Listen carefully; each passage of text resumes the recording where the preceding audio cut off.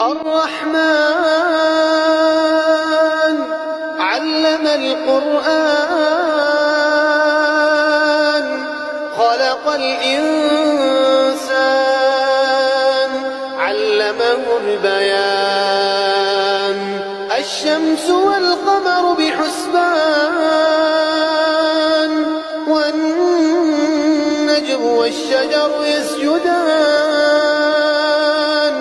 والسماء رفعها ووضع الميزان ألا تطغوا في الميزان وأقيموا الوزن بالقسط ولا تخسروا الميزان والأرض وضعها للأنام فيها فاكهة والنخل ذات الأكمام